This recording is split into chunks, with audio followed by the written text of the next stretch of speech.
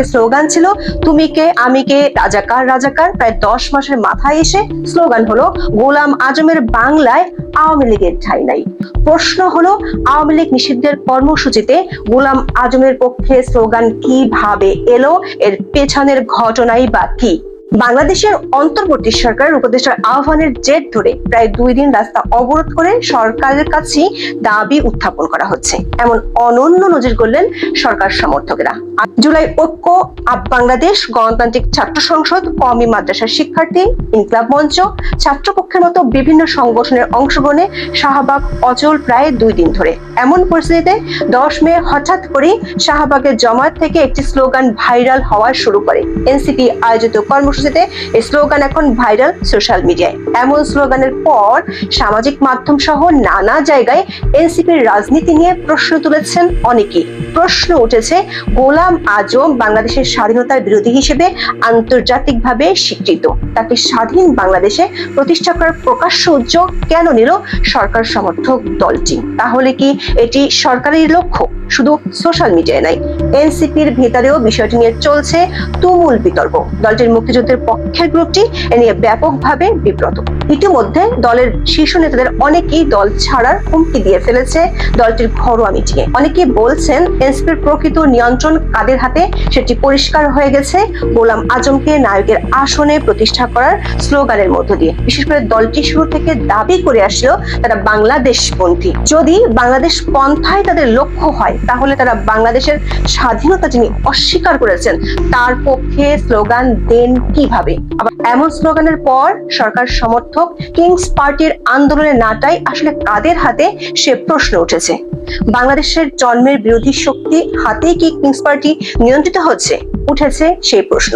বিষয়টি নিয়ে দলটির ভিতরেও তৈরি হয়েছে প্রচন্ড অস্বস্তি। তবে পরিস্থিতি এমন এক জায়গায় পৌঁছে গেছে যেখানে ডানপন্থী শক্তির উপর নির্ভর করা ছাড়া আর কোনো পথ খোলা নেই কিংস পার্টির সামনে। চলুন যাওয়া যাক। সরকার সমর্থক বলে পরিচিত এনসিপি 2 দিন ধরে সড়ক অবরোধ করে রেখেছে। আওয়ামী লীগ নিষিদ্ধের দাবি তুলে প্রথমে যমুনার সামনে অবস্থান করেছিল এনসিপির কিছু নেতা, পরে শাহবাগ ব্লকেট কর্মসূচির ডাক দেয় তারা। প্রথমে আওয়ামী লীগ নিষিদ্ধের ইস্যুতে এমন করা অবস্থান নিতে রাজি ছিল না দলটির শীর্ষ নেতারা। তবে দলের প্রধান না হলেও কর্মসূচির ঘোষণা আসে হাসনাত আব্দুল্লাহর কাছ থেকে। শুরুটা হয় তথ্য উপদেষ্টা মাহফুজ আলমের ফেসবুক পোস্ট থেকে। সাবেক রাষ্ট্রপতি আব্দুল হামিদের বিদেশ যাত্রার পর দিন 8 মে তিনি ফেসবুকে পোস্ট দিয়ে ফের সামনে আনেন আওয়ামী লীগ নিষিদ্ধের ইস্যু। এরপর যমুনার সামনে জড়ো হওয়ার ডাক আসে হাসনাতের পক্ষ থেকে। যমুনায় অবস্থানের পর 9 মে শাহবাগ মোড়ে শুরু হয় অবরোধ। 10 মে সারাদিন অবরোধের পাশাপাশি বিকেলে হয় সমাবেশ।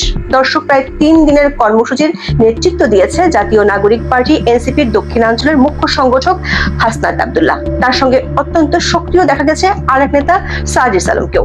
সংবাদ মাধ্যমের খবর অনুযায়ী যমুনার সামনে অবস্থান শুরু হয় হাসনাতের নেতৃত্বে, পরে সেখানে যোগ দেন নাহিদ ইসলাম সহ অন্য নেতারা। তবে এর পরেও উপস্থিতি ছিল নগণ্য। মধ্যরাতে জামাতের ছাত্র সংগঠন শিবিরের একটি অংশ যাওয়ার পর বাড়ে উপস্থিতি। পরদিন কর্মসূচিতে যোগ দেয় ডানপন্থী বেশ কয়েকটি সংগঠন। কিন্তু শাহবাগের অবরোধ কর্মসূচিতে একটি স্লোগান বেশ কানে লেগেছে অনেকেরই, সেটি হলো গোলাম আজমের বাংলায় আওয়ামী লীগের ঠাঁই নাই। এমন স্লোগানে অবাক হয়েছেন অনেকেই। খোদ সরকার সংশ্লিষ্ট ও সরকার সমর্থকরাই এতে অবাক হয়েছেন, কারণ গোলাম আজম বাংলাদেশের স্বাধীনতা বিরোধী শক্তির মূল একজন হিসেবে পরিচিত। গোলাম আজম শুধু বাংলাদেশের স্বাধীনতার বিরুদ্ধেই ছিলেন না, সরাসরি টিক্কা খানের সাথে দেখা করে বাঙালির বিরুদ্ধে মিলিটারি অ্যাকশনের কথাও বলেছিলেন। আর জামাতের কর্মীদের বলেছিলেন পাকিস্তানের জন্য জীবন দিতে। গোলাম আজম বলেছিলেন কোনো ভালো মুসলমান তথাকথিত বাংলাদেশের আন্দোলনের সমর্থক হতে পারে না। শুধু তাই নয়, বাংলাদেশ স্বাধীন হওয়ার পরও তিনি বাইরে লবিং করেছিলেন যাতে বাংলাদেশকে স্বীকৃতি না দেওয়া হয়। দর্শক, 1981 সালের 17 এপ্রিল সাপ্তাহিক বিচিত্রায় প্রকাশিত এক নিবন্ধে 71-এ জামাত ও গোলাম আজমের ভূমিকা নিয়ে বিশাল এক প্রতিবেদন ছাপা হয়। 71-এ আমরা ভুল করিনি, গোলাম আজম ও জামাতের রাজনীতি শিরোনামের এই প্রতিবেদনে পাকিস্তানের পক্ষে গোলাম আজমের নানান তৎপরতা তুলে ধরা হয়েছিল। 71-এর 8 এপ্রিল তখনকার পূর্ব পাকিস্তানের জামাতের আমির গোলাম আজম ও সাধারণ সম্পাদক এক যুক্ত বিবৃতিতে বলেন, ভারত পূর্ব পাকিস্তানের অভ্যন্তরীণ ব্যাপারে হস্তক্ষেপ করছে। ভারতীয় বা পাকিস্তান বিরোধী এজেন্টদের বা অনুপ্রবেশকারীদের যেখানেই দেখা যাবে দেশপ্রেমিক পূর্ব পাকিস্তানিরা তাদের নির্মূল করবে।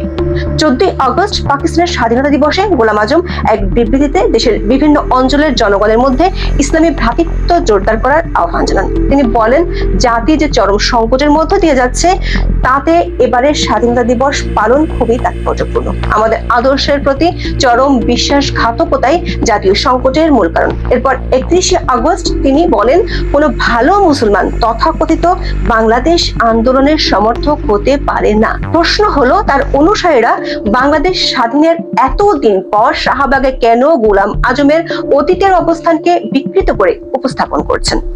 ইতিহাসে দেখা যায় কেবল মুক্তিযুদ্ধের সময় নয়, তারপরেও বাংলাদেশকে মেনে নিতে পারেননি গোলাম আজম। 71-এর পর তিনি ছিলেন পাকিস্তানে।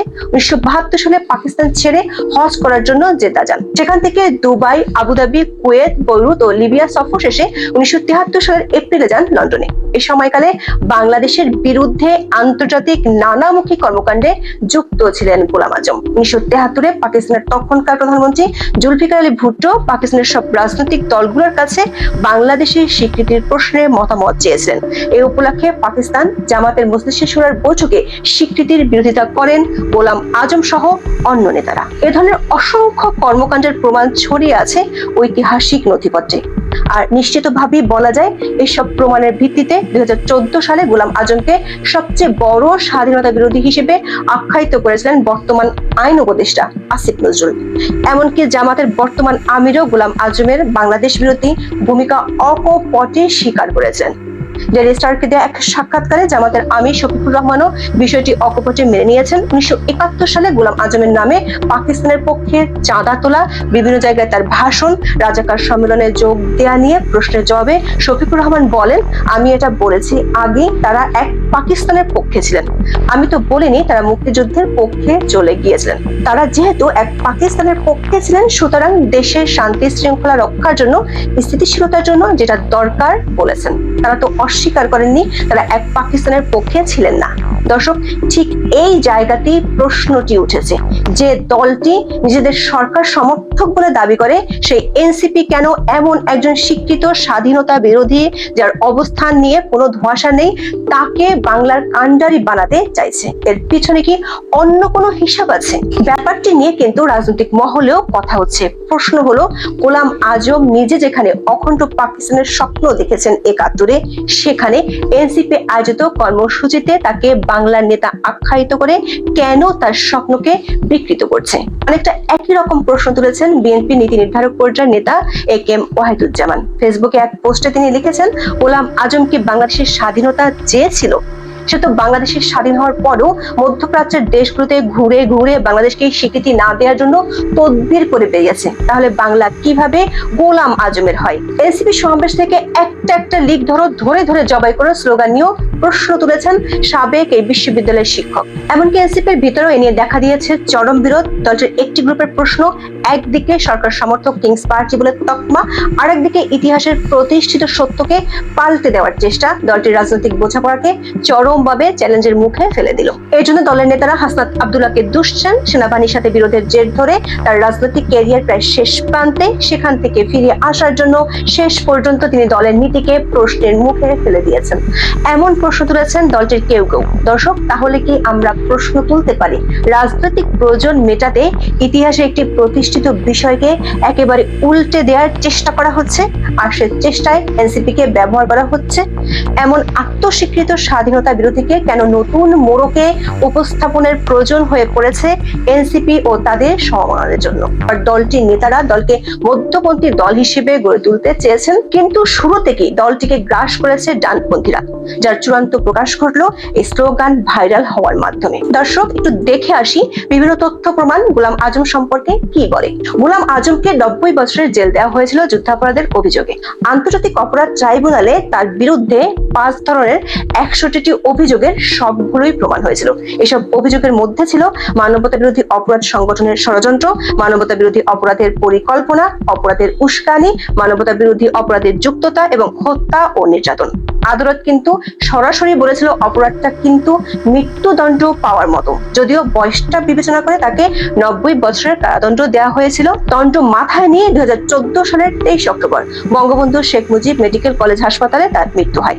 এর একদিন পরে গোলাম আজমকে নিয়ে ফেসবুকে একটি পোস্ট দিয়েছিলেন বর্তমান আইন উপদেষ্টা ডক্টর আসিফ নজরুল। তিনি লিখেছিলেন, গোলাম আজম ছিলেন সবচেয়ে বড় স্বাধীনতা বিরোধী, যুদ্ধাপরাধের মূল দায়িত্ব ছিল তার, এতে কোনো সন্দেহ নেই যে এজন্য কঠিন শাস্তি প্রাপ্য ছিল তার। তার অপরাধ সম্পর্কে নতুন প্রজন্মকে সচেতন করার কাজ এখনো আমাদের অব্যাহত রাখা উচিত। দর্শক, গোলাম আজমকে সবচেয়ে বড় স্বাধীনতা বিরোধী উল্লেখ করেছেন ডক্টর আসিফ নজরুল, অথচ তিনি যখন ক্ষমতায় ঠিক সেই সময় সরকার সমর্থকদের কর্মসূচিতে গোলাম আজমকে বাংলাদেশের নায়ক হিসেবে দাবি করার দৃশ্য আমরা দেখতে পাচ্ছি।